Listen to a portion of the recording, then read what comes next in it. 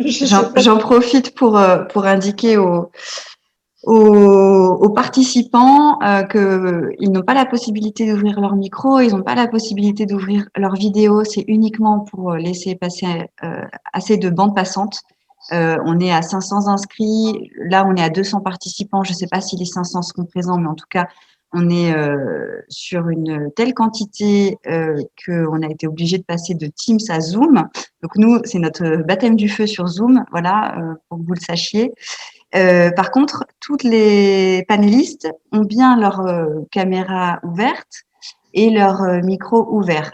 C'est pas parce que vous n'avez pas votre vidéo et votre micro d'ouvert que vous ne pouvez pas participer, interagir dans ce webinaire. On a une plage horaire de à peu près 30 minutes dédiée aux questions-réponses avec les panélistes. Donc, je vous propose qu'on lance tout de suite notre conférence qui s'appelle Décryptage au pluriel de l'ODD 17. Avant de commencer, je voudrais... Alors, c'est super, ça commence déjà par un problème. Je n'arrive pas à passer les slides. Je vais essayer de vous repartager mon écran.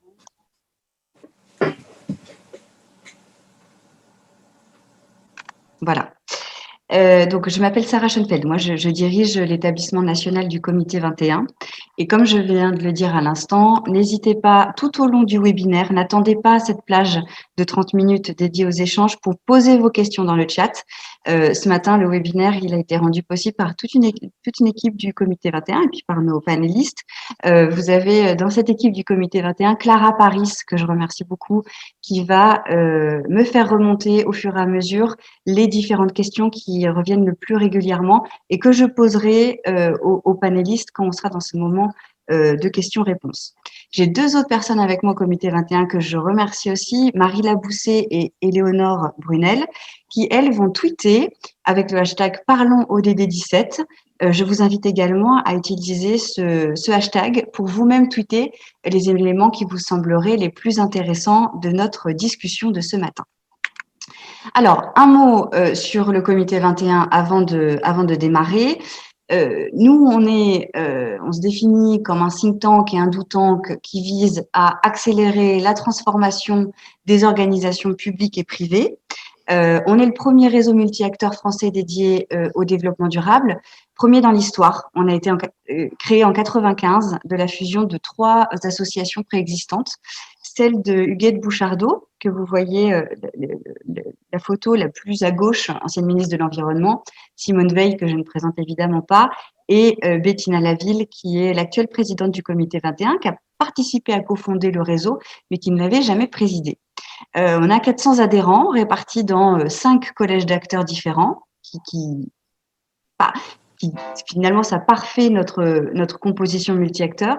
Un collège entreprise, un collège collectivité, un collège association, un collège établissement d'enseignement supérieur et depuis l'année dernière, un collège dédié aux citoyens. Élément assez notable, nous sommes un réseau national, mais nous avons un établissement dans le Grand Ouest qui est actif depuis une petite dizaine d'années, qui rayonne sur 3 régions, la région Bretagne, Pays de la Loire et Centre-Val de Loire. Et à la demande d'acteurs locaux, nous sommes en négociation pour ouvrir des établissements régionaux dans d'autres parties de France. Think tank et do tank à la fois, on organise des événements qui peuvent être des ateliers, qui peuvent être des conférences, qui peuvent être des colloques. On publie des productions intellectuelles, que ce soit des notes aux décideurs, des rapports, des guides méthodologiques. On fait un travail classique de veille et de relais des initiatives des uns et des autres, de tous les membres de notre réseau via une newsletter. Et puis, on a, vous voyez ce bandeau un peu bleu canard, c'est un métier à part de notre métier de réseau, qui est un métier de formateur. On est agréé par l'État, organisme de formation. Et on peut aussi occasionnellement faire de l'appui conseil personnalisé sur nos sujets d'expertise. Nos sujets d'expertise qui sont répartis dans 4 grands domaines que vous voyez à droite de la slide et qui sont incarnés par des parcours d'accompagnement. Là, en ce moment, nous sommes dans notre programme d'activité 2020-2021 qui décline différents ateliers, différentes productions intellectuelles autour des sujets suivants: sobriété, adaptation au changement climatique, territorialisation des ODD, place des parties prenantes pour la gouvernance et la résilience de l'entreprise, coopération territoriale pour accroître justement cette résilience territoriale, acceptabilité des projets de transition écologique, etc., etc. Je vous invite à consulter notre programme en détail sur notre site internet. Alors ce matin, on va s'intéresser à l'ODD 17, mais avant de faire un zoom sur cet ODD 17, c'est important de recontextualiser d'où vient l'agenda 2030.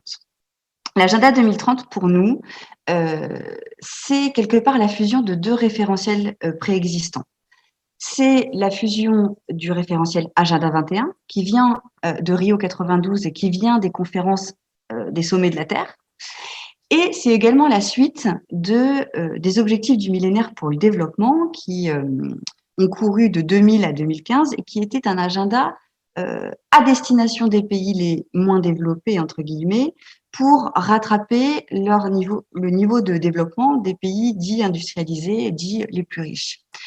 Ces deux référentiels ont fusionné entre 2012 et 2015, c'est la période sur laquelle a été négocié l'agenda 2030, pour donner cet agenda 2030 composé de ces 17 objectifs de développement durable. Alors, c'est une petite révolution. C'est une petite révolution parce que déjà, ça donne le même agenda partagé pour tous les pays du monde. Quel que soit leur niveau de développement, quel que soit leur continent, quelle que soit leur approche de la durabilité. Et ça, c'est la première fois dans l'histoire qu'on a un agenda partagé par différents pays de la planète. C'est quelque part un peu ce qu'a appelé notre présidente la face lumineuse de la mondialisation. La mondialisation a beaucoup, on parle beaucoup des impacts négatifs de la mondialisation, mais prenons le temps aussi de regarder les impacts positifs de cette mondialisation. C'est en 2015 le momentum multilatéral où tous les pays du monde se sont mis d'accord sur une vision commune de ce que doit être le monde en 2030. Si ça décloisonne les pays, ça décloisonne aussi les acteurs. Je viens de le dire, le référentiel Agenda 21, qui était bien connu du monde des acteurs du développement durable, de la protection de la planète, et ça décloisonne aussi ces acteurs qui avaient plutôt le référentiel OMD, ces acteurs qui travaillent dans la coopération internationale et la solidarité internationale. Et en plus de décloisonner les pays et les différents acteurs, ça décloisonne aussi les acteurs étatiques avec les acteurs non étatiques. Dans le préambule de l'agenda 2030, est fait référence aux acteurs non étatiques, à la part de responsabilité qu'ont les entreprises, les collectivités territoriales, les associations pour atteindre les ODD en 2030. J'ai coutume de dire que de rappeler ce chiffre, que 70% de l'investissement public en France repose sur les collectivités territoriales. Comment imaginez-vous de pouvoir atteindre des ODD sans qu'elles soient impliquées? Alors, zoom sur cet ODD 17. Cet ODD 17 qui est un ODD très particulier, c'est le dernier déjà de l'agenda 2030. C'est celui qui est composé de plus de cibles, à peu près 19. C'est celui qui est passé en revue tous les ans par le Forum politique de haut niveau, c'est-à-dire cette conférence de l'ONU qui, une fois par an, mesure les progrès réalisés par différents pays dans la mise en œuvre des ODD, la progression des ODD dans le monde. Et cet ODD 17, comme je viens de le dire, il est composé de 19 cibles.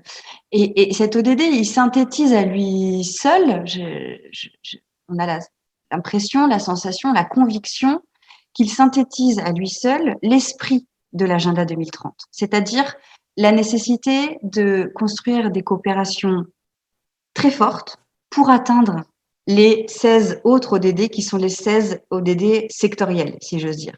C'est un ODD très transversal, le 17e, qui a en son cœur les coopérations au sens large, les coopérations internationales, les coopérations multi-acteurs et les coopérations interterritoriales.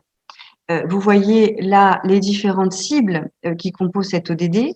on voit bien que les thèmes qui sont soulevés par ces cibles ne peuvent pas être atteints par des pays seuls, par des acteurs économiques seuls, par des territoires seuls, et que c'est bien de cette coopération multi-acteurs qu'on arrivera à stabiliser le système économique mondial, à renforcer les coopérations scientifiques et technologiques, etc., etc. Alors, au comité 21, on a voulu s'arrêter un peu sur cet ODD 17 parce qu'on a fait le constat que beaucoup d'acteurs le convoquaient, cet ODD 17, le mentionnaient, pour dire des choses parfois un peu différentes. Et donc, on avait envie de s'arrêter pour le décortiquer et puis pour essayer de montrer son importance. Et pour faire ça, on n'a évidemment pas voulu faire ça seul. On a voulu incarner cet ODD 17 dans nos travaux. Et on a fait appel à plusieurs organisations, toutes très expertes dans leur secteur d'activité. Et surtout qu'il y avait une expertise très complémentaire à celle du comité 21 pour décrypter, vulgariser et illustrer, donner du concret derrière cette ODD 17. Alors, on est content que le PNUD ait accepté de rejoindre nos travaux, Cités Unies France, Convergence également, la conférence interrégionale des réseaux régionaux multi-acteurs, le ministère des Affaires étrangères, la FONDA et le RAMO qui anime plus particulièrement l'Observatoire des partenariats. Alors, ce groupe de travail, il a 3 objectifs. Un qui est très naturel, qui découle de ce que je viens d'expliquer, c'est de décrypter et de faire connaître au plus grand nombre le contenu de cet ODD 17. Le deuxième objectif, c'est donner des clés pour agir, c'est-à-dire donner des illustrations très concrètes de projets qui déclinent les cibles de cette ODD 17 à différentes échelles. Et le troisième objectif, c'est d'essayer de porter le message de l'actualité criante de cette ODD 17. Nous sommes aujourd'hui dans une situation de crise multiple qui s'additionnent, qui se multiplient. La crise économique, la crise sanitaire, la crise climatique, la crise sociale, la crise sociétale et de sens, avec certaines crises de nos institutions et de la représentation démocratique. Et nous, on fait le constat au comité 21 que toutes ces crises sont imbriquées, interreliées, qu'elles se multiplient entre elles et que, par conséquent, les réponses à apporter, elles sont de différents niveaux, mais quel que soit le niveau, elles doivent être élaborées en coopération par différents acteurs, y compris des dialogues forts et des coopérations fortes entre le public et le privé. Alors, je viens de détailler les objectifs de ce groupe de travail. Maintenant, qu'est-ce qu'on va produire dans ce groupe de travail? D'abord, on va produire une note de décryptage. Une note de décryptage qui aura 2 parties. D'abord, une première partie qui vont rendre pédagogique et qui vont illustrer les cibles pour vous montrer que quelle que soit la nature de votre organisation, que vous soyez une entreprise, une collectivité, une association, un pays, vous pouvez décliner ces cibles à votre échelle. Et puis une deuxième partie plus stratégique, plus politique, qui va essayer d'expliquer pourquoi cette ODD 17 et l'esprit de cette ODD 17 est d'une actualité criante aujourd'hui. Et puis, cette note de décryptage, on va évidemment la faire connaître à travers une série de webinaires. Aujourd'hui, on est dans le premier webinaire, lancement de nos travaux. On aura un deuxième webinaire de restitution de ces travaux, a priori en avril ou en mai. Et puis, on est en train de réfléchir, pourquoi pas, à décliner aussi ces webinaires par zone géographique du monde.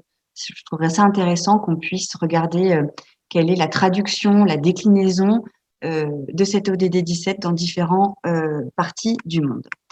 Alors, ce matin, pour expliquer ce qu'on a envie de faire tous ensemble, j'ai proposer aux différents représentants des organisations que j'ai présentées tout à l'heure de prendre la parole. Je les remercie chaleureusement d'avoir accepté de prendre la parole. Nous avons Valérie Dumonté, qui est vice-présidente du conseil départemental de l'Aude et qui est présidente du groupe ODD de Cités Unies France. Nous avons Franck Fortuné, qui est délégué général de la CIRMA, donc la conférence interrégionale des réseaux régionaux multi-acteurs. On vous expliquera tout à l'heure ce que c'est. Charles Benoît Etzig, qui est président fondateur du RAMO, pilote de l'Observatoire des partenariats. Thibault Larose, qui est directeur exécutif de Convergence. Christine Moreau, qui est l'ambassadeur à la délégation extérieure à la délégation à l'action extérieure des collectivités territoriales et qui est secrétaire général de la Commission nationale de la coopération décentralisée, et Niels Pedersen, qui est président de la FONDA. Alors, je me tourne tout de suite vers Madame l'ambassadeur. Merci beaucoup d'être avec nous ce matin pour poser un peu le panorama de nos travaux. Est-ce que vous pouvez nous dire pourquoi vous avez accepté déjà de répondre à l'invitation du comité 21 pour prendre part à ces travaux autour de l'ODD 17? Et puis, quelque part, quel est le panorama que vous dressez aujourd'hui de la mise en œuvre de l'ODD 17 à travers le monde, plus particulièrement des collectivités territoriales entre elles à travers la coopération décentralisée. Et voilà. Alors, je redis un mot important. Vous avez chacun 5 minutes pour intervenir et surtout n'hésitez pas, les participants, à poser vos questions dans le chat au fur et à mesure pour qu'on puisse gagner du temps sur la partie de questions-réponses. C'est à vous, Madame l'ambassadeur.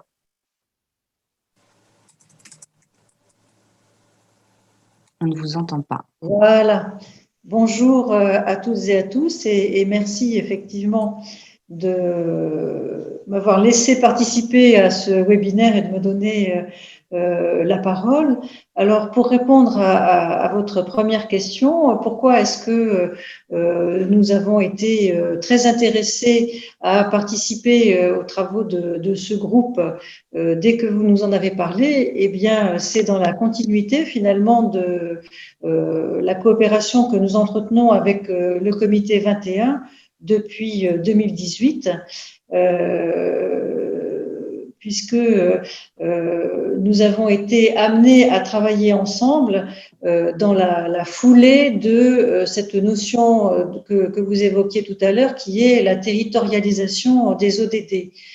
En fait, nos collectivités territoriales non seulement sont reconnues comme les points de passage et les actrices indispensables pour parvenir à des résultats, puisque c'est ça que nous voulons, c'est pas simplement du déclaratoire, ce sont des résultats dans la mise en œuvre des différents ODD, mais elles ont également depuis le départ participé à l'élaboration des concepts, à la définition des objectifs particuliers, des cibles, aux travaux que nous avons eus en France pour dresser notre feuille de route nationale qui a été présentée lors du sommet des ODD de 2019. Et puis, nous avons aussi un partenariat par ailleurs avec le PNUD. Donc, ça prouve que nous allons tous, en fait, dans la même direction. Et en soi, déjà, nous sommes dans la réalisation de cet ODD 17 qui est celui des partenariats. Notre service au ministère de l'Europe et des Affaires étrangères, comme son nom l'indique, il est là pour soutenir l'action extérieure des collectivités territoriales et donc nous sommes aussi très attentifs à ce que les ODD et l'action qui est entreprise par le comité 21, ça concerne bien entendu l'action dans chacune des collectivités territoriales pour notre territoire en France, mais aussi le volet coopération internationale. Pour nous, c'est quelque chose évidemment qui est très important, non seulement à cause de notre vocation ici au ministère, mais aussi parce que nous avons le sentiment que toutes ces choses-là sont interconnectées et que on ne peut pas enfin, les ODD, c'est un objectif qui est défini à l'échelle mondiale et donc qui doit tout naturellement finalement s'incarner à travers les coopérations. La coopération décentralisée, qui est notre cœur de métier, si je puis dire, en tout cas l'appui à la coopération décentralisée, eh bien, en elle-même, c'est une réalisation de l'ODD 17, puisque cela s'appuie sur un partenariat entre une collectivité territoriale française et une collectivité territoriale étrangère. Et puis, à travers ces coopérations décentralisées, nous nous apercevons que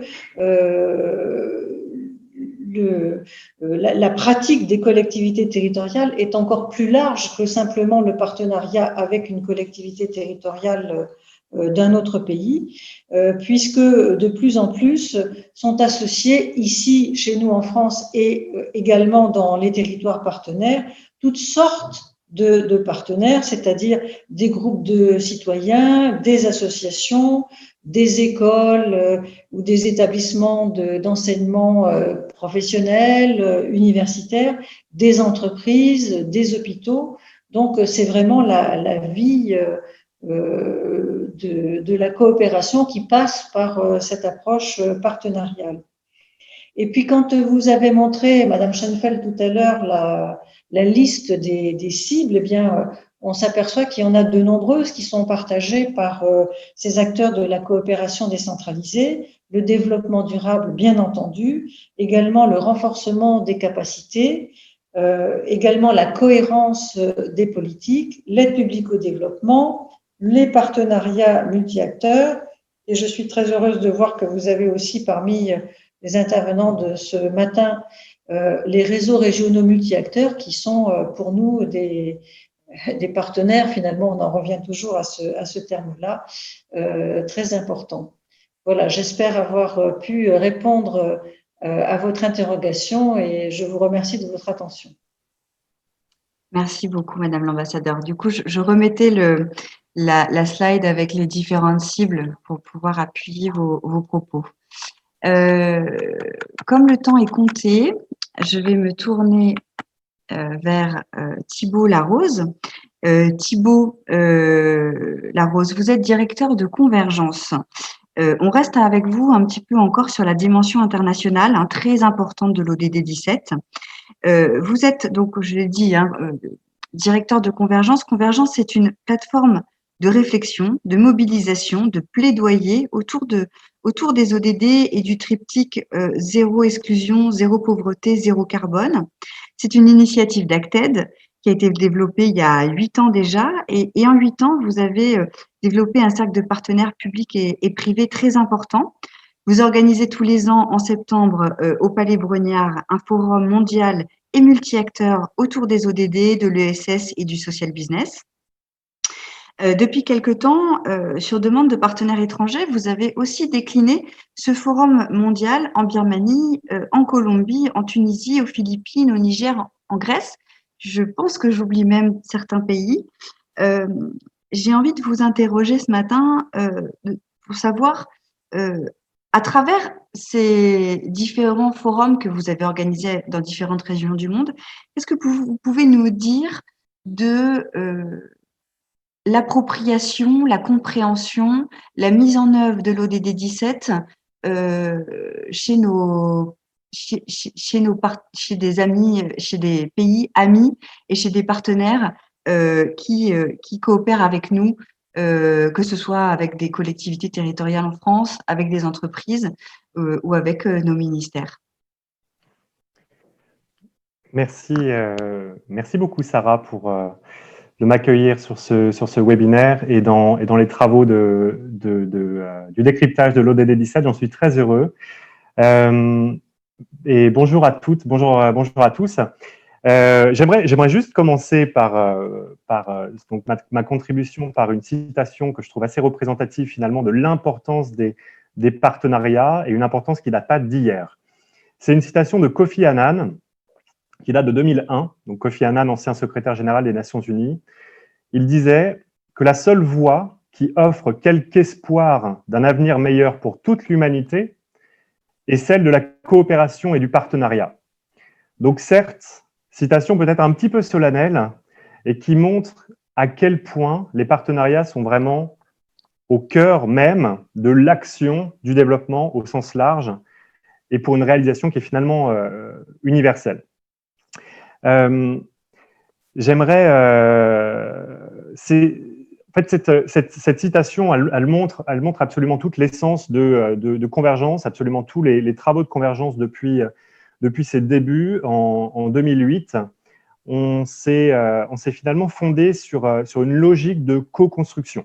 Et une co-construction comme levier d'amélioration de la coopération et de la solidarité internationale, Convergence est créée par une ONG que vous avez citée, Acted, qui est une ONG internationale qui est présente dans bon nombre de pays dits du Sud globalisé.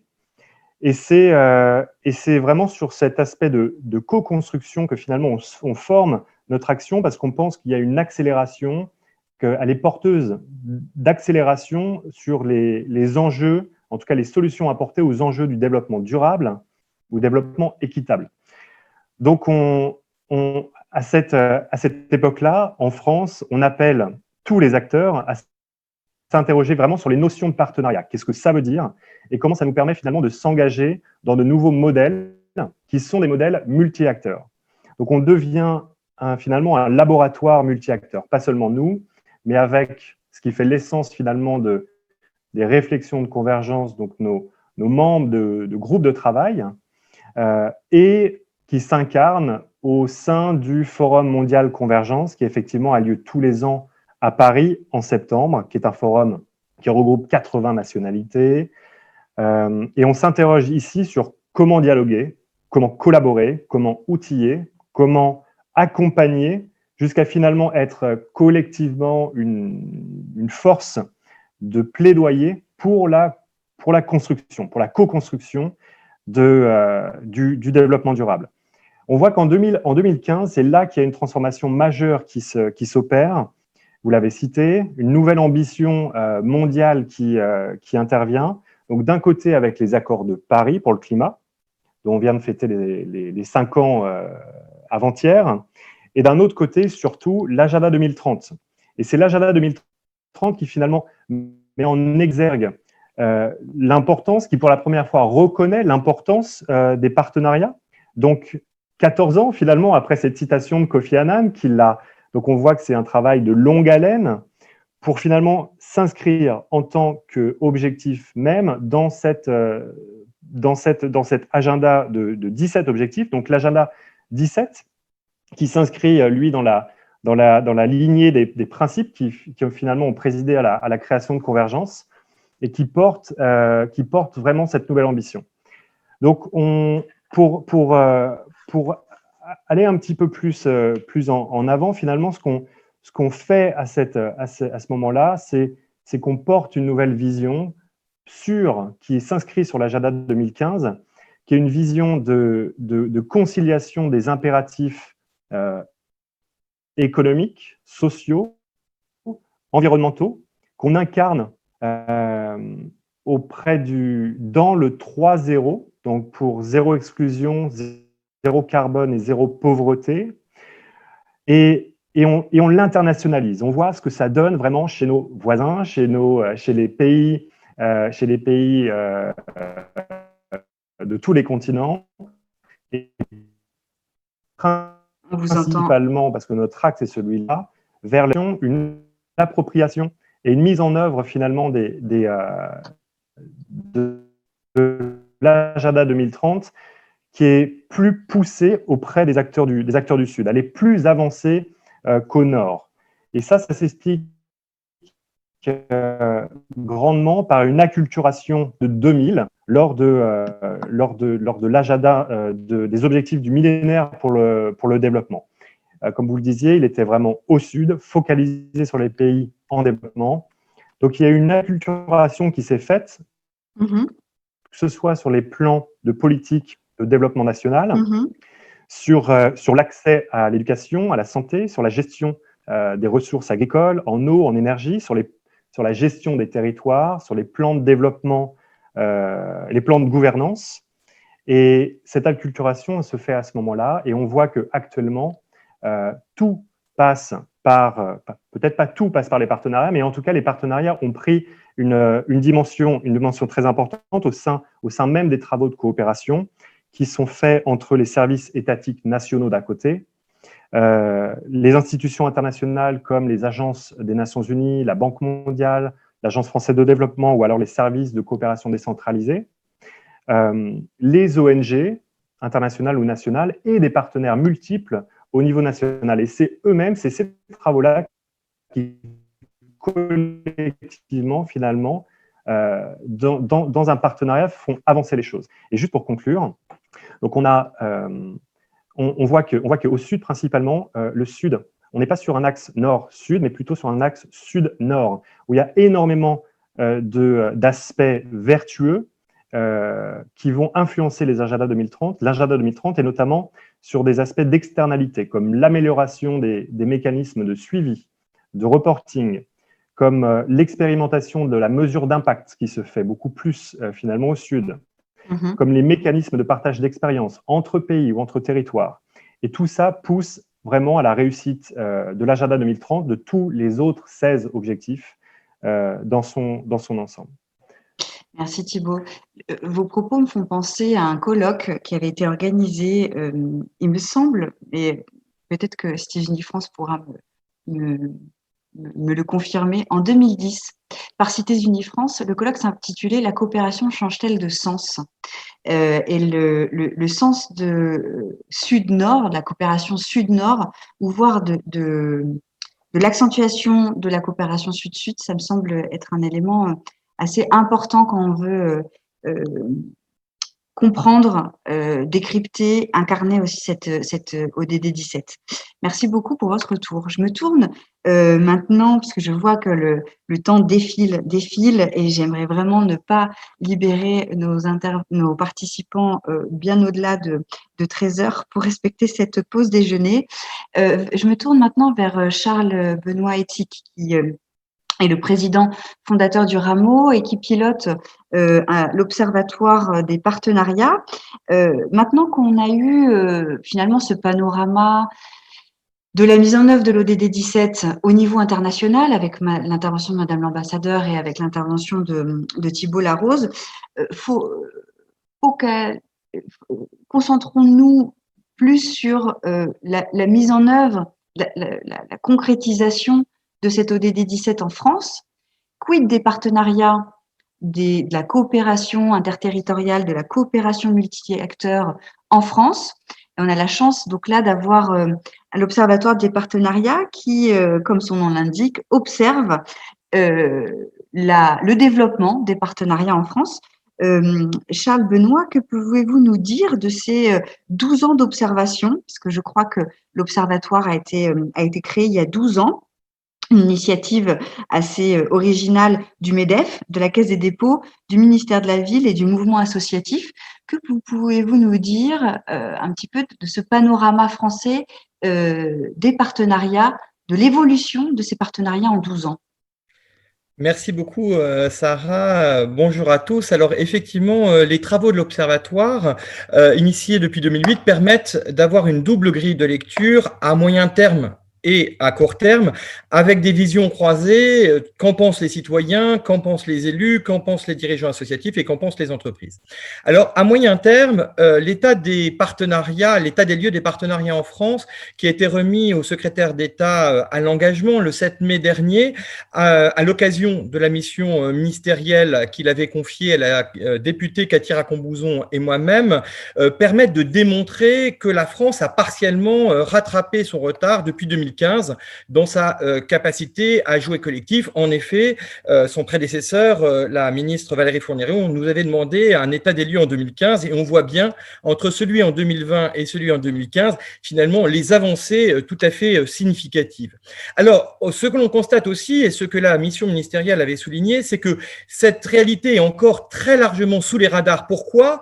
Parce qu'elle s'est construite territorialement parlant, de manière empirique. C'est donc vraiment par l'action de terrain et non pas par des décisions politiques ou réglementaires que cette co-construction s'est développée depuis une décennie en France.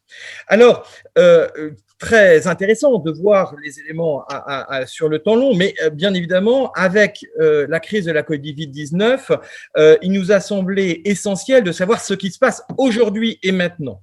Et l'Observatoire des partenariats a mené 3 études pour connaître l'avis des Français, l'avis des élus locaux et celui des entreprises sur ce jouet collectif pour accélérer la sortie de crise.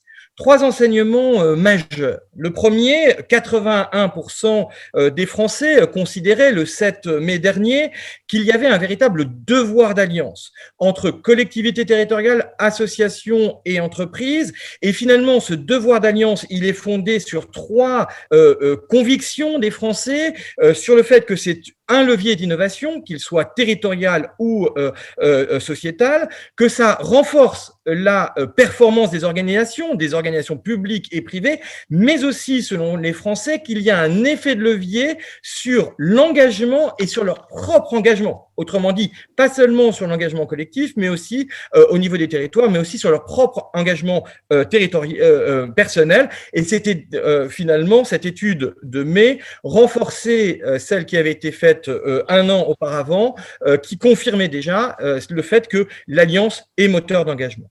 Le deuxième enseignement, c'est celui des maires, puisque nous avons rendu le 23 novembre dernier les principales conclusions de l'étude Impact élus locaux, et nous avions attendu aujourd'hui même de publier le rapport complet pour rappeler que 92% des maires reconnaissent l'importance du jouet collectif sur leur territoire. Ils sont 64% à vouloir mettre ce jouet collectif au service finalement de leur mandat. Et point très structurant, vous le voir dans le rapport que nous publions aujourd'hui, 81% des collectivités territoriales, des maires, considèrent qu'il est très utile, voire indispensable pour un quart d'entre eux, de mettre l'agenda de 2030, les objectifs de développement durable, dans leur feuille de route de leur mandat. Et donc, on voit bien cette prise de conscience à la fois de l'importance du jouet collectif et de ne pas opposer, bien évidemment, sortie de crise immédiate et agenda plus structurel.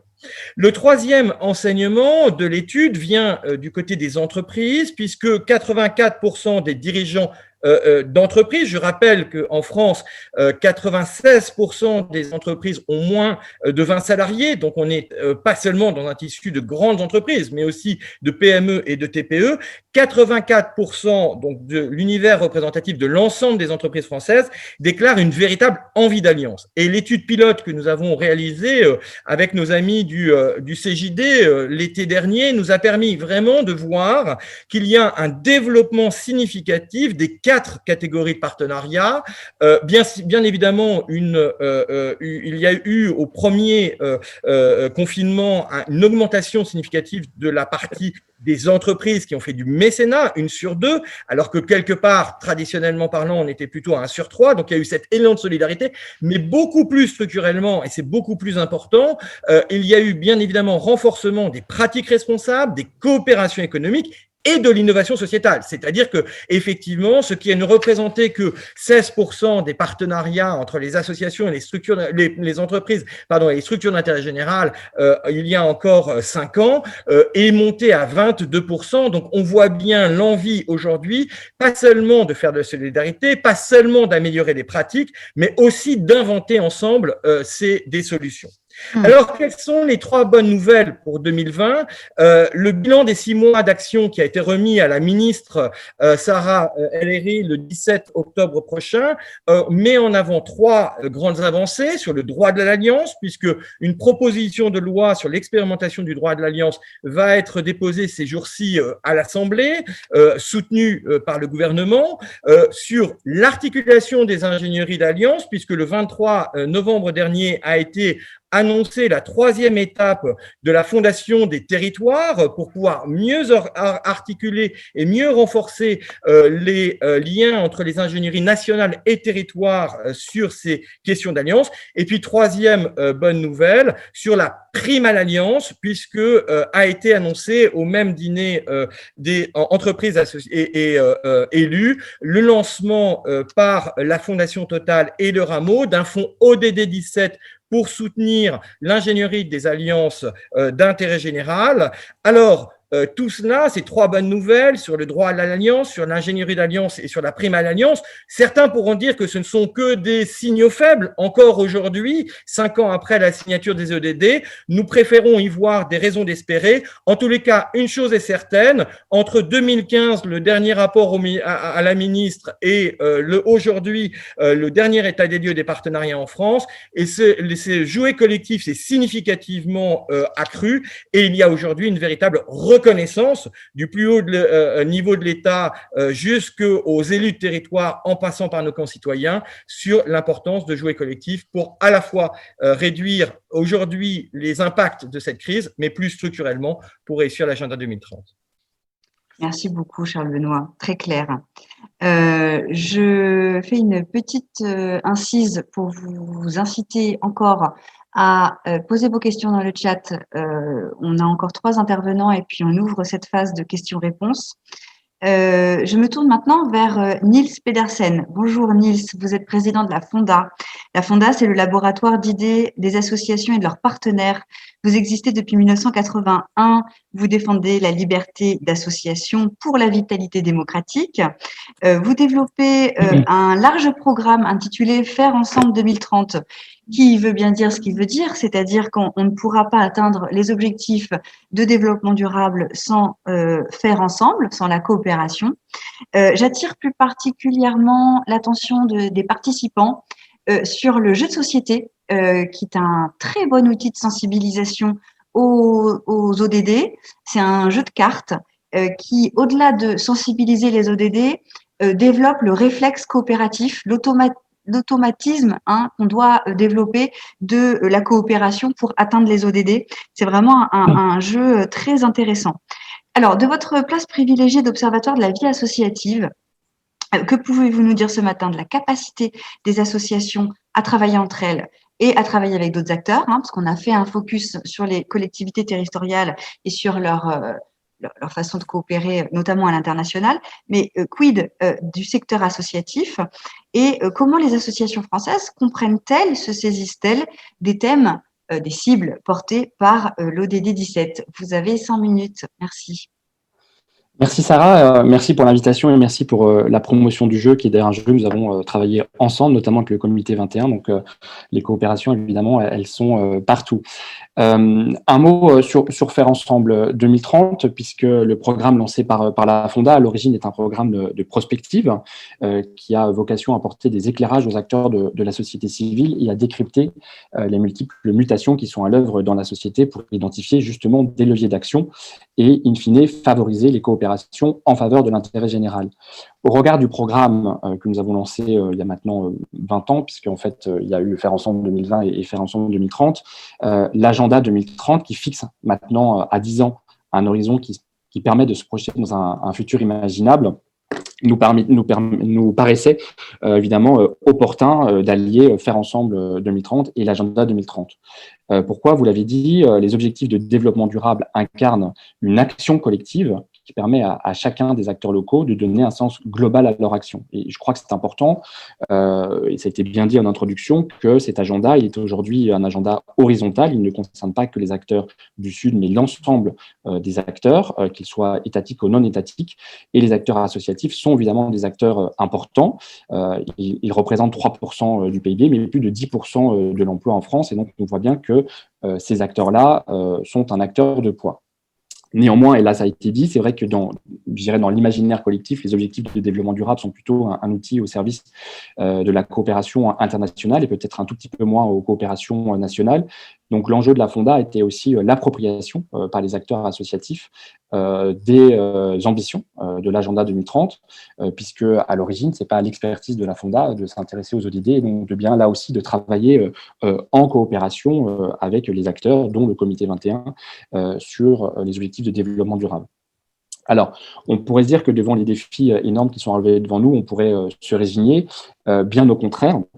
Je crois que les objectifs de développement durable offrent une formidable grammaire commune de civilisation, pour paraphraser Brodel. Néanmoins, nous avons la grammaire, mais nous n'avons sans doute pas la conjugaison qui va avec. Je crois que sur faire ensemble, nous sommes tous d'accord pour faire ensemble, pour innover, pour reconnaître la capacité d'expérimentation et d'innovation des associations. Néanmoins, l'injonction à la coopération, l'injonction au faire ensemble, elle est évidemment compliquée pour une raison simple, et vous l'avez dit aussi en introduction, on n'emploie pas tous forcément le même vocabulaire. On ne définit pas forcément les mêmes objectifs. Dans un objectif 17, on n'a pas forcément la même définition de l'atteinte même de ces objectifs. Ce qui est donc important, c'est de définir ces objectifs, c'est de définir les moyens pour les atteindre, c'est de définir les outils de la mesure, c'est de définir la gouvernance du projet. En un mot, c'est de se mettre aussi d'accord sur une ingénierie de projet. Nous parlons, nous, volontiers à la Fonda de communauté d'action, c'est-à-dire que des acteurs en commun participent à un objectif donné. Je vais donner un exemple extrêmement clair au travers, par exemple, de l'ODD numéro 17 sur l'énergie. Nous avons lancé une communauté d'action autour de la précarité énergétique. On voit bien que sur la précarité énergétique, vous avez à la fois des acteurs associatifs, vous avez évidemment les collectivités locales, vous avez l'État, évidemment, qui définit un certain nombre de politiques publiques, mais vous avez également les opérateurs privés, les fournisseurs d'électricité. Et quand vous mettez tout le monde autour de la table pour discuter de la précarité énergétique, tout le monde est d'accord sur l'atteinte de cet objectif, c'est-à-dire de réduire la précarité énergétique et de réduire en particulier, par exemple, la pauvreté. Néanmoins, vous n'êtes pas forcément d'accord sur les moyens d'y arriver, sur les objectifs, sur la mesure d'impact ou sur la gouvernance du projet.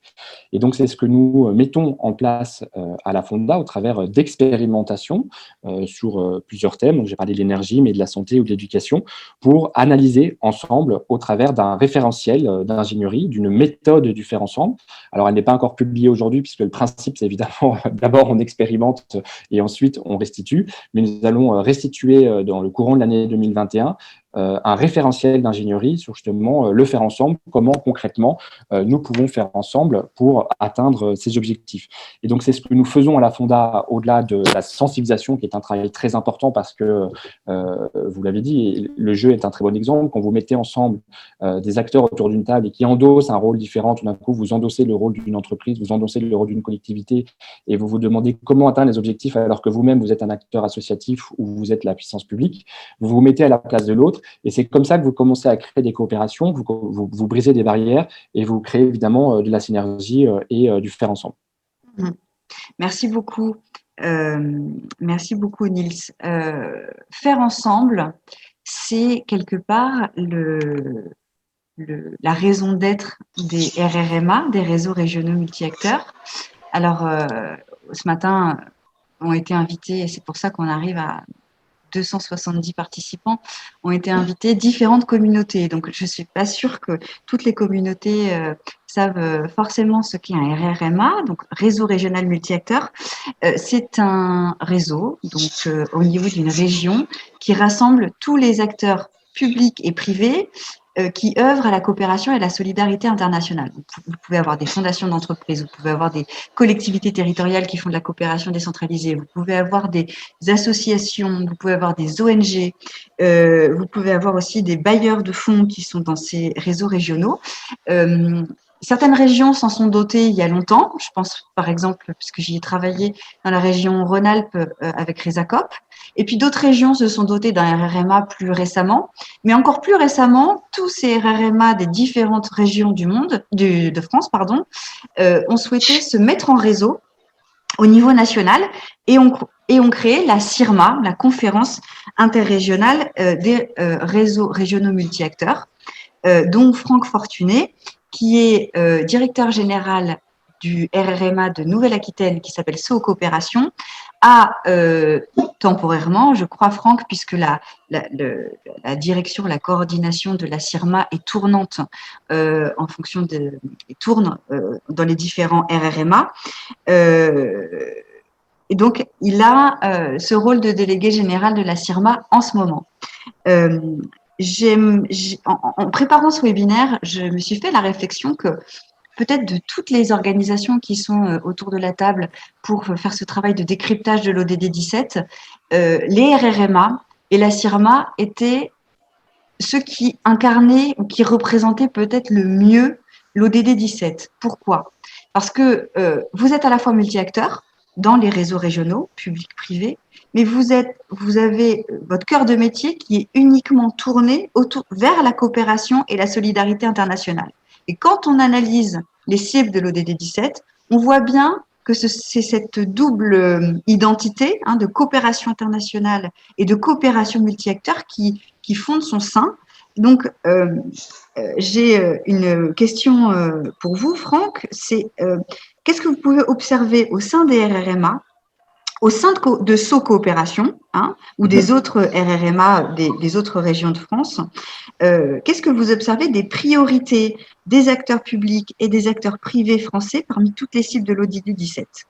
Quels sont les sujets qui sont travaillés par ces acteurs des différents RRMA? Est-ce que c'est plutôt la coopération technologique? Est-ce que c'est plutôt la coopération scientifique? Est-ce que c'est plutôt l'aide publique au développement? Voilà, c'est à vous pour 5 minutes. On est pas mal en retard et j'aimerais ne pas trop sacrifier 2 minutes sur l'échange avec les participants. Merci. Merci Sarah pour cette introduction. Merci aussi pour cette invitation du comité 21. C'est effectivement une belle dynamique qui s'engage aujourd'hui dans cette coalition d'acteurs pour réfléchir sur l'ODD 17. Et les RRMA, à travers la CIRMA aujourd'hui, sont aujourd'hui très, très heureux d'apporter leur modeste contribution. Si nous pensons en fait être légitimes dans ce processus de réflexion qui est entamé aujourd'hui, c'est qu'effectivement, les réseaux régionaux travaillent depuis longtemps, depuis le milieu des années 90, vous l'avez cité, à une des clés de voûte de l'ODD 17, qui est cette notion du multi-acteur et qui est présent dans le titre même de ces réseaux régionaux multi-acteurs et qui irrigue un peu l'ensemble du propos que je vais vous présenter. Alors, je ne sais pas si on pourrait dire qu'on est fer de lance de l'ODD 17, ce serait certainement un peu présomptueux, mais je pense que les réseaux régionaux ont une histoire et une expérience qui permet peut-être de comprendre l'utilité et la fonctionnalité de cette ODD 17 qui a été abordée dans les présentations précédentes. Tout d'abord, les réseaux régionaux viennent de 2 constats. Le premier constat, c'est qu'il y avait une multiplication des acteurs opérant à l'international en coopération et solidarité internationale au cours des 30 dernières années. Et le deuxième constat, c'est que nombre de ces acteurs étaient sur les territoires. En conséquence, lorsqu'on rentre un petit peu dans ce monde de la coopération et de la solidarité internationale, on a tendance, d'un point de vue socio-historique, à faire face à des constructions en silo. On a des collectivités, on a des ONG, on a des associations, on a des universités, vous les avez citées. Et ces constructions en catégories d'acteurs et en silos, elles sont très utiles d'un point de vue de l'organisation du travail, au sens presque tayloriste ou fordiste des choses, puisqu'elle permet à chaque acteur de représenter et d'organiser ses intérêts, de travailler à sa spécialisation, ce qui lui permet d'être reconnu pour son expertise et sa compétence, et donc, in fine, pour être financé sur des projets de coopération et de solidarité internationale. D'un point de vue fonctionnel, finalement, dans ce petit monde de l'aide au développement, on avait ce travail en silo par thématique, par spécialisation, par catégorie d'acteurs et par territoire. Ça a été très bien expliqué dans les propos précédents. Le problème, c'est que dans chacun de ces silos, on n'a pas forcément la même temporalité, on n'a pas forcément les mêmes légitimités qui œuvrent, pas la même culture professionnelle, pas le même système de redevabilité. Et c'est à partir de là que sont nées cette conception en fait de jouet collectif, pour reprendre les propos précédents, où tout ce qui tourne aussi de ce champ sémantique de la co-construction, de la participation, du fait de faire alliance, de faire coopération entre ces différentes catégories d'acteurs. Et progressivement, ça a été dit dans les forums, notamment à haut niveau sur l'aide internationale, on a ouvert la porte plus simplement aux États, mais également à beaucoup de formes de coopération, des coopérations universitaires, scientifiques, technologiques, des coopérations entre les différentes catégories d'acteurs. Donc, on a cette idée qui a fait son chemin, et ça, c'est très intéressant à voir, d'une complémentarité entre les acteurs, entre les approches, sur la nécessité de créer du dialogue, de développer des partenariats, etc. Et les réseaux régionaux sont nés en fait de cette histoire de la nécessité d'outiller méthodologiquement cette co-construction. Parce que comme ça a été dit précédemment, et c'est très juste, il y avait finalement la grammaire, cette espèce de poncif qui disait qu'il fallait travailler ensemble, mais pas forcément la conjugaison. Donc les réseaux régionaux assurent cette concertation à l'échelle régionale des différentes catégories d'acteurs. Mais pourquoi je vous refais cette histoire rapide des RRMA en prenant source sur les propos précédents? C'est parce qu'il y a une leçon à apprendre pour je pense, pour l'ODD 17. C'est que ce dialogue multi-acteurs, c'est pas un poncif méthodologique. C'est pas quelque chose qui va de soi. Si on a créé un ODD 17, si on en a rajouté un, j'ai envie de dire, c'est parce que cette idée même de transversalité ou de partenariat, elle n'est pas spontanée, et on le voit dans les commentaires, on le voit dans un certain nombre de propos qui ont été tenus précédemment. Je vais vous prendre des exemples concrets là-dessus. Par exemple, si on va en région centre, le réseau multi-acteurs en région centre, c'est Centraidé. Depuis janvier 2020, Centraidé est le pôle économique du domaine de l'eau, par exemple le pôle DREAM, ça ne s'invente pas, échange sur les caractéristiques communes des deux réseaux. Ceci a abouti à la volonté commune de mener une action conjointe de sensibilisation auprès des acteurs économiques, TPE et PME, sur la thématique RSE et ODD. Un second pôle économique dans le secteur végétal, VGO-Police Vallée, a directement rejoint l'organisation de cet événement qui a finalement impliqué l'ensemble des pôles économiques de la région. Un webinaire s'est tenu en juin et a réuni environ 70 participants. Suite à cet événement, le petit groupe de travail formé entre les deux pôles économiques et Centraidé ont souhaité associer le conseil régional pour ne pas faire de doublon avec deux dynamiques en cours qui étaient portées par la région également, la COP régionale et la conférence permanente des relations internationales. Vous arrivez à suivre ?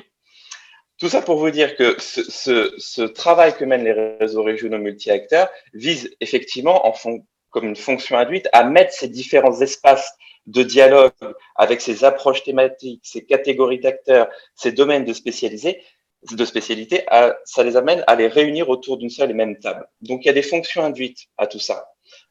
Il faut, pour arriver à outiller l'ODD 17, comme pour arriver à outiller la logique de partenariat multi-acteurs, il faut avoir une bonne interconnaissance des acteurs, parce que le partenariat, ça ne se décrète pas. C'est une histoire de confiance. Il faut créer des tables de concertation et arriver à mettre en synergie ces différentes catégories d'acteurs. Et le dernier exemple que je voudrais mettre en avant sur ces mises en synergie, c'est par exemple tout le travail qui est mené en ce moment, très concrètement, sur les appels à projets clés en main qui sont financés par la DAECT au niveau du ministère des Affaires étrangères. Il y a plusieurs réseaux régionaux qui sont investis, notamment BFC International, Pays de Loire Coopération Internationale et Liane Coopération. Et ces réseaux multi-acteurs, à travers cet appel à projet clé en main, cherchent à mettre en synergie évidemment des collectivités territoriales, puisque l'appel à projet leur est destiné, mais également, comme l'a dit l'ambassadeur Moreau, toutes les différentes catégories d'acteurs qui viennent aussi faire alliance autour de ces projets de coopération et de solidarité internationale. Donc, c'était une présentation en fait rapide pour vous dire à quel point les réseaux régionaux effectivement travaillent depuis longtemps à cette problématique-là, mais que si on y travaille, c'est bien parce que c'est pas spontané et qu'il faut avoir des espaces multi-acteurs pour créer les conditions de cette ODD 17. Bien sûr, merci beaucoup Franck. Il est 12h30, il nous reste une demi-heure pour notre dernière intervenante, pour les échanges avec les participants et pour la conclusion de notre présidente Bettina Laville. Alors, je suis désolée, à chaque fois je ressors et je remets parce que j'ai un mal fou à faire défiler les slides. Alors, Valérie Dumonté, je voulais vous donner la parole en dernière puisque vous êtes la seule élue de notre panel. Comme je disais en introduction, vous êtes vice-présidente du conseil départemental de l'Aude, présidente du groupe de travail ODD de Cités Unies France. Cités Unies France, c'est le réseau de toutes les collectivités territoriales françaises, qu'elles soient régions, départements, EPCI ou villes, qui ont une action à l'international. Qui peut être de la coopération décentralisée, qui peut être du jumelage. Et ces collectivités françaises, elles se saisissent de plus en plus, peut-être un peu en retard par rapport aux autres collectivités d'autres pays du monde, mais elles se saisissent de plus en plus du cadre des ODD pour structurer leur coopération avec des collectivités étrangères. Vous qui êtes, si j'ose dire, à la manette dans une collectivité et qui voyez aussi, grâce au groupe de travail ODD de Cités Unies France, toutes les collectivités qui s'intéressent à ce cadre ODD, qu'est-ce que vous pouvez nous dire très concrètement de la façon dont elles s'appuient sur ce cadre pour développer leur action internationale? Bonjour à tous. Pour répondre à la question, Sarah, il y a beaucoup de choses qu'on dit depuis ce matin, bien sûr, les panélistes. Donc, je vais essayer de me concentrer sur effectivement la vision un peu concrète des collectivités locales. L'ODD 17, c'est une clé de réussite majeure en fait de la mise en œuvre des ODD et c'est aussi un socle de l'action extérieure des collectivités territoriales. Pour moi, il y a 9 des 19 cibles de cette ODD qui sont particulièrement au cœur de la coopération décentralisée. Et nous avons créé au sein de Cités Unies France un groupe de travail ODD, spécifiquement ODD, pour saisir la dimension transversale autour des ODD. Et nous avons engagé une collaboration active avec le comité 21 depuis quelques temps maintenant. C'était donc logique que nous impliquions sur cette production collective. Et vous avez vu que la diversité des panélistes qui se sont exprimés démontre aussi à quel point la façon même dont nous faisons la production traduit le socle de l'ODD 17. Donc, pourquoi les collectivités territoriales sur les ODD et particulièrement l'ODD 17 ? Les ODD, on l'a entendu, portent une vision de transformation du monde et les autorités locales doivent prendre toute leur part dans l'accompagnement de ce changement et contribuer à l'atteinte des ODD de façon complémentaire des États, mais en faisant reconnaître leur valeur ajoutée. Les collectivités territoriales sont proches des citoyens, identifient les besoins des territoires, élaborent des politiques publiques et cherchent des solutions qui mobilisent l'ensemble des acteurs. Mais je dois dire que, et ça c'est une position personnelle qui n'engage que moi, mais les ODD constituent une opportunité pour les collectivités françaises de rénover la décentralisation qui peut avoir s'être laissé aller à quelques dérives, de devenir des espaces de production de règlements en oubliant un peu le rôle d'animation de territoire, de dynamique de projet.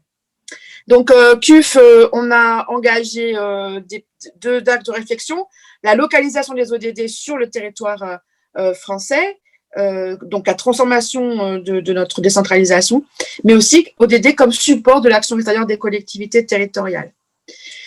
Il reste encore de la marge pour que les collectivités locales françaises se saisissent de ça, mais on note de grandes progressions grâce notamment aux dynamiques engagées par le comité 21, la direction de l'action extérieure des collectivités territoriales, Cité Unie France, les réseaux multi-acteurs, tout ce qu'on a entendu ce matin. CUF, on se place dans la logique de recherche-action, de concrétisation des modalités de mise en œuvre des ODD à l'échelle locale, ici et là-bas, et faire des ODD une matrice, un référentiel qui guide la coopération internationale des collectivités. Donc, l'ODD 17 est particulièrement intéressant parce que il est stratégique. C'est les fondements de la nécessaire gouvernance qui est un facteur d'efficacité, de durabilité des actions. Démarche projet, pluriacteurs, public-privé, articulation bottom-up, top-down, management par indicateur sur des valeurs de réciprocité, d'égalité et de positionnement.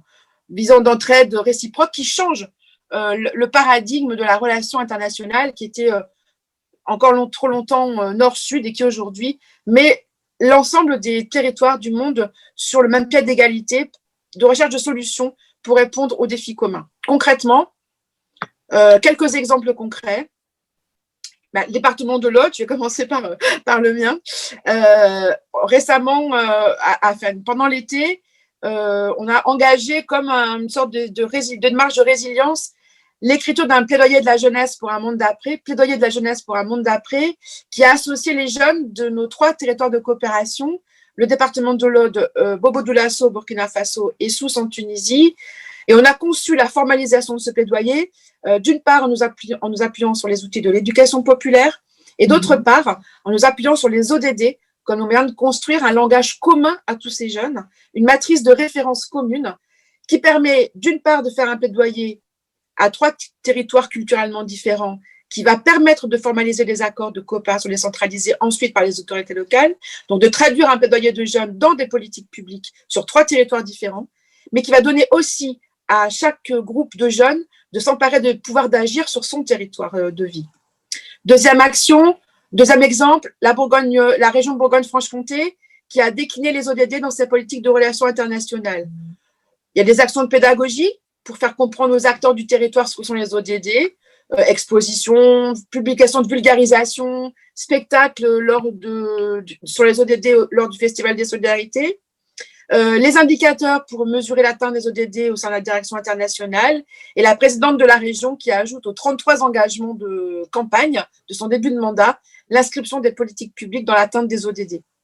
Autre exemple, Strasbourg, qui a engagé une collaboration avec les diplômés de l'INET, qui est l'Institut national des hauts cadres de la fonction publique, sur la localisation des ODD, qui a permis une sensibilisation au sein de des directions de la ville, une appropriation des ODD et une déclinaison des ODD dans les politiques territoriales de la ville de Strasbourg. Dernier exemple, à Poitiers, les ODD font partie du cadre de réflexion dans lequel se positionne la nouvelle équipe municipale. Elle s'incarne notamment par la volonté de porter une réflexion sur la gouvernance et la concertation des populations locales et d'en faire le socle de ces partenariats de coopération décentralisée. Et plus globalement, on a engagé le CUF là, avec le réseau mondial des autorités locales, qui a créé un module de formation à destination des collectivités territoriales sur la localisation des ODD et la coopération décentralisée. On a saisi cette opportunité pour nouer un partenariat avec le CGLU et tester le contenu théorique de cette formation aux réalités de terrain, au travers le groupe ODD de Cité Unie France, et aussi en proposant à une collectivité, en l'occurrence le département de l'Aude, une formation-action à l'attention d'une collectivité de l'Aude, donc de département et de nos partenaires étrangers, pour renforcer la référence aux ODD dans nos projets communs et nos partenariats de coopération. Voilà ce que je pouvais dire rapidement. Merci beaucoup. J'ai eu et lu pendant votre intervention les différentes questions qui ont été remontées de nos participants. Donc, il y a plusieurs questions qui s'adressent à une seule personne du panel, qui demande où on peut retrouver, par exemple, les jeux de cartes de la Fonda ou les éléments chiffrés des différentes études de l'Observatoire des partenariats. Là, je vous invite vraiment à consulter les sites internet des différentes organisations. Je vais me concentrer plus particulièrement sur les questions qui me semblent plus transversales, qui sont pour moi les plus pertinentes et auxquelles tous les panélistes peuvent apporter leur regard, leur vision. D'abord, savoir ce que vous pensez de ce qui s'est passé la semaine dernière à l'Assemblée nationale, de l'intégration des ODD dans le processus législatif et l'idée d'intégrer les ODD dans la Constitution. Alors, je suis désolée, tout le monde ne va pas pouvoir donner son point de vue là-dessus. Je vais peut-être demander à l'élu, Valérie Dumontet, ce que vous en pensez. Et puis ensuite, parmi les panélistes, ceux qui veulent plus particulièrement donner leur point de vue sur cette question, n'hésitez pas à lever la main. Moi, ma position, c'est que tout ce qui va inscrire cette référence aux ODD dans des processus impératifs, en quelque sorte, qui sont des références qui vont s'imposer à tous, est une progression, évidemment. Et puis, je trouve que ça positionne aussi, du coup, l'action intérieure d'un pays au regard de son impact sur la scène internationale. Donc, ça, c'est aussi une sorte de positionnement différent de l'espace, d'un territoire au regard du monde, de son rapport au monde, quoi. Donc, je trouve que c'est super intéressant. D'autre part, alors, après, le truc, c'est la vigilance. La vigilance, c'est de faire attention à ce que ce ne soit pas simplement une référence communicante ou un peu superficielle, ou que ce soit comme on met une sorte de label pour dire ok, bon pour les ODD ou correct pour les ODD, mais que derrière il y ait réellement une volonté de transformation de notre mode de fonctionnement. Ouais. Et la question, l'enjeu va être là-dedans, c'est quels vont être réellement les outils de la transformation qu'on va engager en interne à la France, aux différentes organisations d'État ou de collectivités ou de décentralisées, pour que la référence aux ODD soit impactante de transformation de modalités d'agir, et notamment ODD 17 sur la question de la gouvernance et des gouvernances.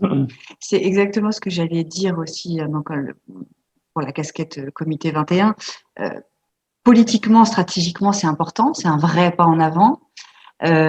Après, sur la question de qu'est-ce que ça va apporter dans l'opérationnel, est-ce que c'est juste une référence à l'agenda 2030 et aux ODD et que ça ne va pas plus loin? Dans ce cas-là, opérationnellement, ce n'est pas très intéressant. Ou est-ce qu'on va avoir véritablement une analyse d'impact, comme on a l'habitude de dire aujourd'hui, ou plutôt un suivi-évaluation avec des indicateurs pour savoir si chaque décision prise par l'Assemblée nationale et ODD compatible ou non, et même en allant peut-être un peu au-delà, un peu ce que fait le travail de la Gironde, du conseil départemental de la Gironde, savoir si telle décision a un impact positif sur combien d'ODD, a un impact négatif sur combien d'ODD. Si on arrivait à ce niveau opérationnel-là, ce serait encore plus intéressant que le seul pas en avant politique. Là, pour tous les participants, pour tous les panélistes, j'ai trouvé une question. Alors, je les prends par ordre chronologique de la façon dont elles sont apparues dans le chat. Quelles sont les limites actuelles à l'ODD 17? Les enjeux pour promouvoir le partenariat, les défis inhérents au faire ensemble. On a beaucoup insisté tout à l'heure dans les différentes prises de parole sur à quel point c'était stratégique, etc., à quel point on faisait des pas en avant. Mais quels sont encore les défis qui restent à relever? Franck en a brossé quelques traits. Est-ce que en fait on pourrait aussi pointer les zones d'ombre de l'ODD 17? Qui a envie de répondre à cette question? Moi, je veux bien répondre sur la partie associative. On est tous enclins à faire la promotion des ODD et tant mieux. Après, il ne faut pas se mentir, il y a une difficulté opérationnelle très forte et qu'on reste en France dans un système culturel et politique extrêmement vertical. C'est-à-dire que, et je voulais intervenir sur précédemment, mais la transition est intéressante. Chacun des acteurs est dans une forme d'isolement. Chacun a raison sur l'autre. Chacun a du mal à concevoir que d'autres acteurs puissent être aussi pertinents et donc il se pose la question aussi de l'emboîtement des échelles. Donc je veux dire même au niveau national sur la question du changement climatique, la France toute seule même dans la Constitution n'ira pas très très loin si elle n'est pas en capacité de travailler évidemment avec l'Union européenne et à l'échelle locale sur les territoires. Donc il y a une question d'emboîtement des échelles qui est permanente et la question de l'horizontalité qui se pose, c'est-à-dire que chacun, et je reviens à la question de la communauté d'action, c'est-à-dire que chacun détient une partie de l'expertise et donc chacun doit accepter d'être finalement dépossédé de l'autre et donc de travailler ensemble. Et c'est absolument pas dans nos habitudes à nous, Françaises, on le voit aussi sur la crise de la Covid-19, on est toujours les meilleurs d'Europe pour tout, sans doute. Je ne suis pas spécialiste de la Covid-19, mais il y a un moment, il faut aussi accepter qu'on ne sache pas, qu'on n'ait pas de réponse et d'accepter de travailler avec d'autres acteurs qui n'ont pas nos expertises. Je reprends l'exemple de la Fonda, on n'avait aucune expertise sur les ODD, le comité 21 avait une expertise sur les ODD et ensemble, on a réussi à travailler et à proposer des méthodologies. Et je ne crois pas que chacun d'entre nous ait perdu son identité, son savoir-faire, son savoir-être, etc. Donc, je crois que ça, c'est vraiment c'est plus qu'un défi, c'est une urgence de travailler différemment à très court terme. Merci. Une autre personne peut-être sur cette question? Ah oui, excusez-moi, je ne regardais pas les mains. Eh bien, écoutez, Franck, allez-y, puis ensuite Charles Benoît. Oui, vous parliez des zones d'ombre sur l'ODD 17. Je crois qu'effectivement, le grand pas en avant qu'on ferait, c'est déjà de se sortir du côté vertueux, du fait de faire des partenariats, etc., qui de toute façon fait acquiescer tout le monde en réunion. Tout le monde dit oui, l'union fait la force. Et puis après, quand on dit oui, mais qui fera l'union? En général, ça pose plus de problèmes. Donc, il faut qu'on arrive à dépasser ça. J'aime beaucoup l'expression précédente qui dit, oui, si on agit ensemble, il faut accepter aussi d'être en partie dépossédé de sa capacité à agir pour agir collectivement. Ça veut dire que concrètement, il faut savoir s'outiller sur l'ODD 17, il faut savoir s'outiller sur le multi-acteur. Ça veut dire qu'il ne faut pas simplement co-construire, mais peut-être co-déterminer ensemble les enjeux. Ça me paraît essentiel parce qu'on n'a finalement pas forcément les mêmes intérêts et les mêmes enjeux, donc il faudra les déterminer ensemble. Et tout ce temps de concertation, tout ce temps de dialogue, il est absolument aujourd'hui nécessaire pour construire au pluriel donc ce cheminement vers les ODD.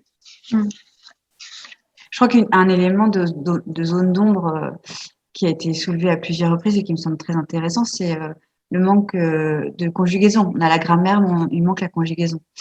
Charles Benoît, si vous avez un mot sur cette question. Oui, tout à fait. En fait, apprendre à faire alliance, ça ne s'improvise pas. En fait, culturellement parlant, on n'a pas du tout été formé à cela. On a formé à la performance individuelle, qu'elle soit d'ailleurs au sein d'un État, d'une organisation ou d'une personne. Et donc, on ne nous a pas du tout appris. Et comme ça a été très justement dit tout à l'heure, si l'ODD 17, qui est un objectif de moyens, a été mis au même niveau que les objectifs type de résultats, c'est parce que justement, c'est pas du tout trivial. Et la question, elle est pas seulement est-ce qu'on peut faire alliance, c'est-à-dire est-ce qu'on a les boîtes à outils, etc., parce que ça, elles existent aujourd'hui. C'est pas est-ce qu'on doit faire alliance, c'est-à-dire la prise de conscience du sujet, parce que ça, aujourd'hui, c'est reconnu l'ensemble des acteurs. C'est est-ce qu'on a envie de faire alliance? Et là, l'envie, elle se décrète pas. C'est-à-dire, est-ce qu'on est capable de faire confiance? Est-ce qu'on est capable de faire un pas vers l'autre? Est-ce qu'on est capable de se décentrer? Et je voudrais juste donner la clé de lecture des maires dans l'étude dont les chiffres, encore une fois, sont publiés dans leur intégralité aujourd'hui et dont vous pourrez avoir par taille d'organisation, par taille de commune, pardon, et par, bien évidemment, par région française, ces résultats-là. Mais en fait, c'est beaucoup de bon sens, hein. Le premier à 52% des leviers, c'est un projet d'action en commun. Puis, à 32%, une vision partagée des enjeux et des fragilités. Puis, à 16%, les règles et les normes. Et quand on leur demande, finalement, qu'est-ce qui est fait, on fait l'inverse. On fait d'abord les règles, après, éventuellement, on va fixer un cap commun, et puis après, on se dira, comment on va agir. C'est juste, et je crois que le bon sens actuel nous le dit bien, c'est comme le chemin du médicament, hein. Avant de dire qu'on va réguler la pénicilline, il faut déjà qu'elle soit dans le tube à essai. Or, nos tubes à essai aujourd'hui, ce qui s'invente aujourd'hui très concrètement, c'est sur nos territoires, c'est des expérimentations très concrètes et très locales que nous, on suit depuis une quinzaine d'années. Et ça, si vous voulez, comme le dit mon ami Jean-Paul Delevoye, il faut aussi qu'on accepte que l'innovation, ça soit une désobéissance qui réussisse. Et que quelque part, avant de faire des règles et des normes, il faut peut-être qu'on aille dans le terrain, se confronter à la réalité du terrain, sur finalement ce qui se passe, et de voir qu'effectivement, on peut pas avoir d'injonction de faire alliance, parce que ça ne s'invente pas, parce que ça se vit beaucoup plus que ça ne se dit, et que tant que vous ne l'avez pas vécu, vous pouvez faire tous les cours théoriques, tous les webinaires, toutes les boîtes à outils que vous voulez, si vous n'avez pas été confronté à la différence réellement dans votre vie, vous ne comprenez pas. Et ça, c'est vraiment un élément majeur. Expérimentation, expérimentation, expérimentation, d'où le droit d'où l'expérimentation du droit d'alliance qui va être expérimenté, nous l'espérons, en tous les cas dans la proposition de loi et déposée ce mois-ci au Parlement suite à la mission ministérielle. Merci beaucoup. Alors, c'est très frustrant parce qu'il y a d'autres questions qui sont aussi pertinentes, mais je trouverais encore plus frustrant de vous supprimer la pause déjeuner. Donc, je vais aller à l'autre temps, le dernier temps de notre webinaire, pour donner la parole à notre présidente fondatrice. Auparavant, simplement, il y a quelques questions sur lesquelles je peux répondre très rapidement. Comment identifier les collectivités françaises qui souhaitent s'engager dans un partenariat pour la réalisation des ODD? Personne va être le dépositaire de cet observatoire de toutes les collectivités qui s'engagent dans les ODD. Mais regardez le travail qui a été fait par le comité 21 et coordonné par le comité 21, mais qui a été fait en alliance avec 14 autres organisations, le guide méthodologique pour aider les collectivités territoriales à s'emparer davantage des ODD. Vous avez là une mine d'informations sur les collectivités françaises et leur manière de coopérer en multi-acteurs pour décliner les ODD, soit dans leur territoire en France, soit à travers la coopération décentralisée. Regardez le travail qui est fait par le groupe de travail ODD de Cités Unies France, évidemment. Regardez de plus en plus les associations d'élus, l'AMF, l'ADF, l'ARF, qui se saisissent de cette question des ODD. Il y a eu une question tout à l'heure sur pourquoi on ne pourrait pas ouvrir le groupe de travail, notre groupe de travail aujourd'hui sur l'ODD 17, aux différentes réalisations des régions de France. Avec grand plaisir. Toutes les bonnes volontés sont les bienvenues. Voilà, il y avait toute une série aussi de questions autour de la façon dont le ministère des Affaires étrangères appuie le développement de coopération entre acteurs non étatiques, que ce soit les collectivités, que ce soit les associations, que ce soit les entreprises, autour des ODD. Là, malheureusement, j'aurais pu donner la parole à Madame l'ambassadeur, mais elle a été contrainte de rejoindre une autre réunion. Donc, je vous invite, si vous voulez, à vous rapprocher de ces services, la DAECT, Délégation à l'action extérieure des collectivités territoriales, si vous avez des questions très précises. Je me tourne vers ma chère présidente, Bettina Laville, qui va avoir le mot de la fin et donc la responsabilité de synthétiser nos échanges et de mettre en exergue les points les plus intéressants de notre discussion de ce matin. Merci Sarah. D'abord, merci à tous. Merci Sarah, merci à toi de préserver notre espace de bien-être qui fait partie du développement durable et libéré à 13 heures. Moi, je voudrais dire, comme présidente du comité 21, que je suis extrêmement fière, au nom de tous nos adhérents et de toute l'équipe, de voir rassembler autour de nous des personnes aussi, je dirais, qualifiées sur les objectifs de développement durable, aussi engagées en plus, et je dirais aussi humbles, si vous me permettez, et nous serons à la hauteur de cette humilité. Je dis humble parce que, et c'est sûrement le socle, et je crois qu'un des participants l'a dit, de l'ODD 17, c'est de co-construire, c'est-à-dire de partager son savoir avec celui des autres. Et c'est vrai, cela a été dit, que partager veut dire parfois de temps en temps renoncer pour construire ensemble quelque chose de plus grand, construire quelque chose de plus grand que ce qu'on ferait soi-même. Et donc, je salue vraiment la démarche. C'est une démarche de sobriété, pour reprendre un des thèmes qui est cher au comité 21. Et c'est surtout une démarche absolument indispensable par les temps qui courent, si j'ose dire.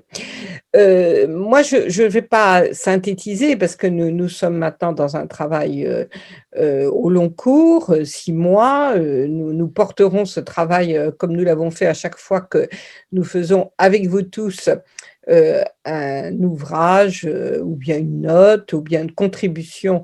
Nous porterons cela au HPLF, c'est-à-dire à la session de juillet prochain. Mais je voudrais faire 3 remarques principales. Alors, je ne sais pas si ça synthétisera, Sarah, mais en tout cas, c'est ce que je ressens après vous avoir écouté. La première chose, c'est que cet ODD 17, si on revient dans l'histoire, il a été construit pour faire accepter, je dirais, les objectifs de développement durable aux pays en voie de développement. Et je pense qu'il ne faut pas perdre de vue cet historique, c'est-à-dire que c'est là où, et d'ailleurs il y a plusieurs cibles qui sont complètement portées sur les pays en voie de développement, une qui est portée sur les pays pauvres, et il ne faut pas oublier que nous sommes dans des objectifs de développement durable internationaux, et que nous avons un monde en 2021, quand nous sortirons la note, très différent que celui de 2015. Très différent parce qu'il a été frappé par, Sarah l'a dit au début, plusieurs crises, mais par une crise majeure. Et bien entendu, les solidarités internationales entre les pays doivent être complètement renforcées. Qu'est-ce qu'on a appris au HPLF dernier ?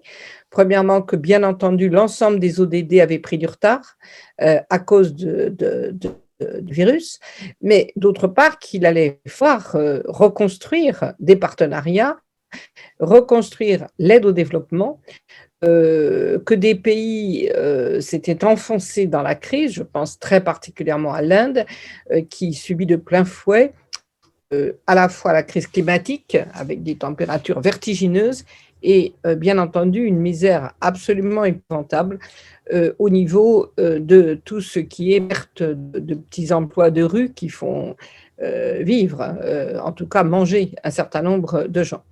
Donc, si vous voulez, nous allons avoir un éclairage très particulier pour cette note, et il faudra très certainement que nous concluions par cela, parce que l'ODD 17, par rapport aux pays en voie de développement et par rapport à toutes les politiques d'aide au développement, c'est très différent de l'ODD 17 il y a 6 ans, et pour cela, nous sommes particulièrement heureux d'avoir avec nous non seulement le ministère des Affaires étrangères français, mais également le PNUD. Donc, ça sera ma première observation. Ma deuxième observation, ça sera que jamais le mot de partenariat n'a été aussi important dans un monde qui est de plus en plus clivant. Alors, même si nous avons un espoir que le changement de présidence aux États-Unis va peut-être reconstruire l'idée de multilatéralisme, nous savons parfaitement que nous sommes dans des mondes d'opposition, dans des mondes dangereux, dans des mondes où les égoïsmes sont de plus en plus importants. Saluons quand même les résultats du Conseil européen de ce week-end, où il y a vraiment des avancées en matière de coopération européenne tout à fait importantes. Je pense en particulier l'emprunt global, etc.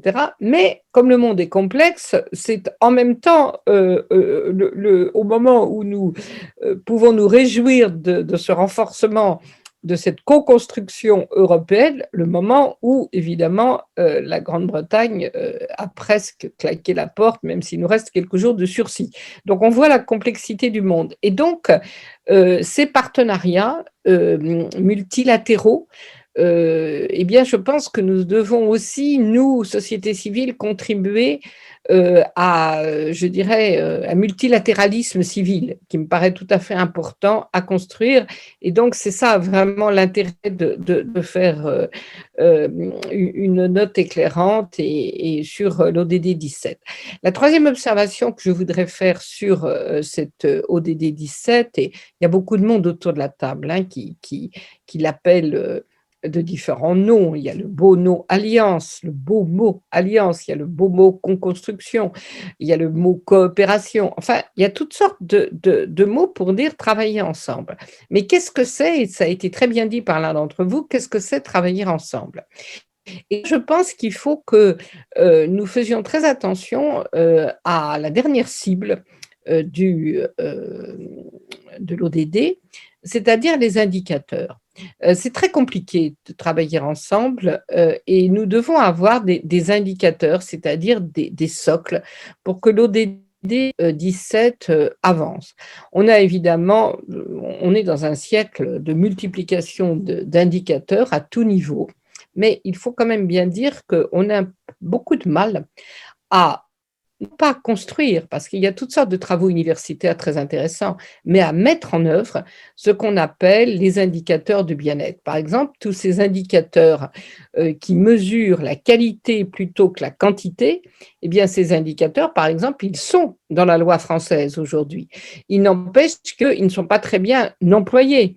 Et je trouve quand même qu'il y a un infléchissement, en particulier avec la relance verte, c'est-à-dire que on n'est pas, par exemple, comme l'après-crise de 2008, sur une relance par la croissance classique. On est dans une relance en faisant de la relance verte. Il n'empêche que ce n'est pas assez et que nous devons continuer beaucoup de décliner ces indicateurs et je pense que cet ODD 17 devrait être une occasion pour relancer tout ce qui, la législation française en particulier pour notre pays, a mis au point. Je vais citer un exemple précis. Nous avons normalement un rapport annuel sur tout ce qui est l'indicateur de bien-être et l'ensemble des indicateurs qui mesurent de bien-être. Mais ce rapport n'est pas obligatoire. Par exemple, dans la loi, ça serait peut-être une occasion de remettre l'ouvrage sur la table, puisque nous sommes aujourd'hui dans des travaux de budget vert, etc., eh bien, nous devons aussi le faire. Voilà. Donc, en fait, le problème de cette ODD 17, c'est que à travers les cibles que nous allons tous décliner et vendredi dernier, nous les sommes entre guillemets partagés entre acteurs, eh bien, en fait, on embrasse tout simplement l'avenir du monde, tout simplement, et des sociétés qui doivent travailler en accord et qui ne doivent pas se laisser aller aux antagonismes et aux rivalités qui, évidemment, sont de plus en plus importantes. Alors, face finalement que cette première très grande crise, parce que c'est la première crise globale, la crise financière, c'était finalement une crise classique. Il y a toujours eu des crises financières dans l'histoire. Il y a toujours eu aussi des pandémies, mais une pandémie mondiale comme cela, c'est une première.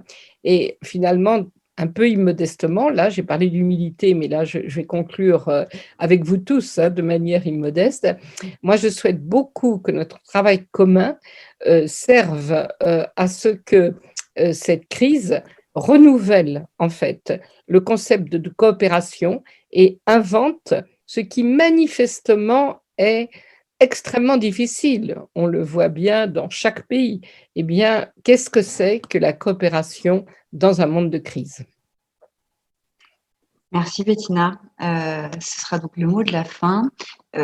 Juste un tout petit rappel avant de vous laisser déjeuner. Cette note de décryptage, on a beaucoup parlé là de coopération internationale, etc.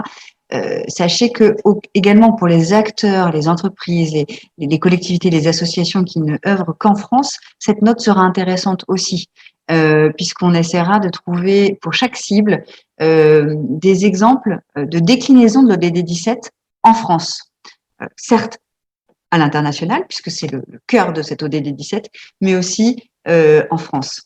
Écoutez, merci beaucoup d'avoir participé si nombreux à ce webinaire. Nous étions finalement au maximum 270, donc je suis vraiment ravie. N'hésitez pas, nous allons faire, ça a été demandé à plusieurs reprises, nous allons faire un compte-rendu écrit de nos échanges. On va partager aussi le replay complet et très certainement nous ferons une petite vidéo synthétique des différents messages clés partagés ce matin avec nos différents panélistes. Merci à tous et très bon appétit. Au revoir. Merci Sarah, au revoir. Merci à tous, au revoir. Bon appétit. Au revoir, merci.